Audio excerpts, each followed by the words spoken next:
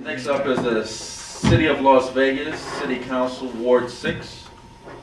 We have Councilman Steve Ross and Jennifer Taylor. Let's start off with Councilman Ross. Could you give us a brief bio about yourself, sir? Certainly. I am Steve Ross, the incumbent candidate for Ward 6 Las Vegas City Council. I was born in Reno, Nevada. My family moved here in 1972. I am a product of this city. I've grown up here, have raised my children here. Most of them live in Ward 6. One lives in St. George. I'm trying to get her moved. I went to Gibson Junior High School, Western High School, attended the University of Nevada, Reno, and UNLV.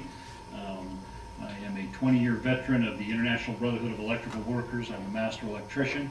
I am currently the Secretary-Treasurer of the Southern Nevada Building and Construction Trades Council as well. I am married to my wife. We have, like I mentioned earlier, 5 children. I have 2 grandsons and another one on the way. Congratulations. Thank you. Jennifer Taylor. Okay. My name is Jennifer Taylor. I moved to Nevada at the very end of 1994. I moved here out of law school to clerk for Justice Robert Rose.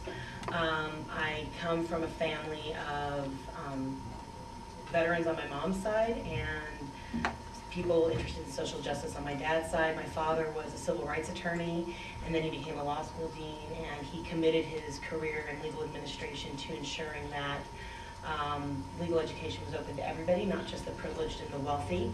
My mother, both my maternal grandparents are World War II vets. My grandfather was a brigadier general in the Army. My grandmother was originally outranked him when he joined, and they met when they were getting ready to ship off overseas, and she was an Army nurse. They grew up in Tulsa. My mom grew up in Tulsa. I watched my grandparents be involved in the military community. I moved, like I said, I moved here in '95. I clerked for Justice Rose for a year. I clerked for a judge in Washoe County for a year, and then I moved down here in 1997. I moved to Ward 6 in 2001 when my husband and I first bought our house. It's the only house we've ever bought. I met my husband here doing community theater. He was a set designer. He still designs sets for different community productions. And I got involved in neighborhood issues in Ward 6 because I felt that there was a need for neighborhood voices to go down to City Council and to make sure that our voices were heard where they hadn't been and where zoning issues were being brought forward without appropriate vetting by the citizenry. I love Ward 6. I think it's a great area, and I think that I would be able to provide additional vision and additional leadership and really bring the neighbor's voice to City Council. Thank you. For the record, you two are the only candidates in this race. Scott Anderson was a candidate and he withdrew his name out the race, so Ward 6 is going to be represented for the next 4 years by either you, Jennifer Taylor, or you, Councilman Steve Ross. The first question is going to go to Sage Boca. Thank you. Thank you for being here. Jennifer, what do you see as the #1 issue in Ward 6? And in general, do you have a plan for addressing it and improving? I think the #1 issue in Ward 6 is the problems that were created by a glut in the inventory for both houses and commercial properties. Ward 6 has some of the highest foreclosure rates in the state and one of the highest foreclosure zip codes in the entire country. Every day I watch, especially in my area of the ward, which is the far northwest corner, I watch businesses vacate their commercial locations. I know that it's been really tough because businesses that came to move up to Ward 6 to provide jobs and to provide quality of life aren't able to make it because of the complete cycle of people not being able to afford their homes, people losing their jobs, people not being able to afford to spend. And I think that that's the #1 problem, followed then by some of the crime that's resulted because of growth issues, abandonment issues, foreclosure issues. I have a plan to be able to go in and partner with different community organizations, different neighborhood groups to be able to deal with some of the foreclosure problems, such as property value issues, dead plants, broken windows, homes being used inappropriately when they've been abandoned. I would like to look at some of the stimulus dollars that are coming in and see what we can use those for and how we can partner with different existing groups such as the trades to see if some of the, for example, big box stores could be converted into training centers instead of just being abandoned like the Circuit City and Centennial Center.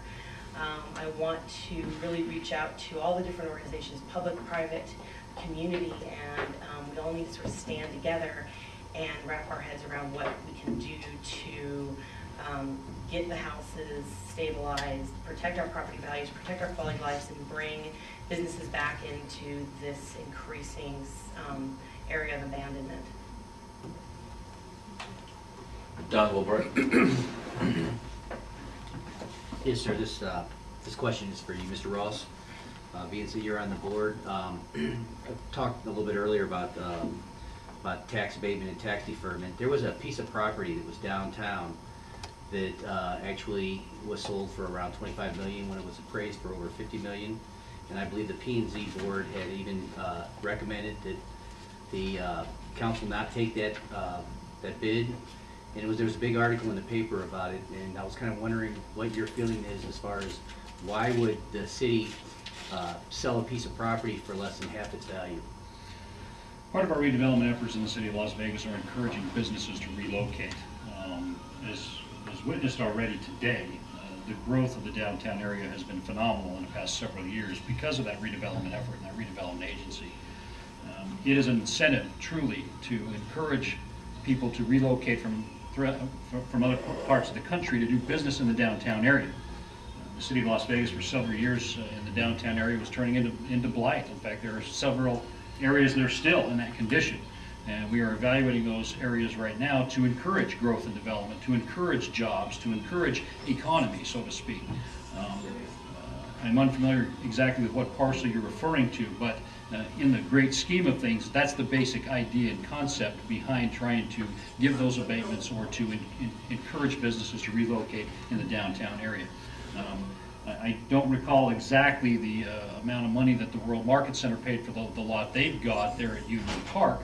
However, you can certainly tell that those are some incredible buildings, and they do an incredible job at bringing economy to the downtown area. Likewise with other parcels in the Union Park area, Charlie Palmer Boutique Hotel is coming. We have the Lou Rubel Brain Clinic that is under construction, getting ready to be finished as we speak. There are wonderful things happening in the downtown area. The abatements come by encouraging growth and development. That's what that's all about.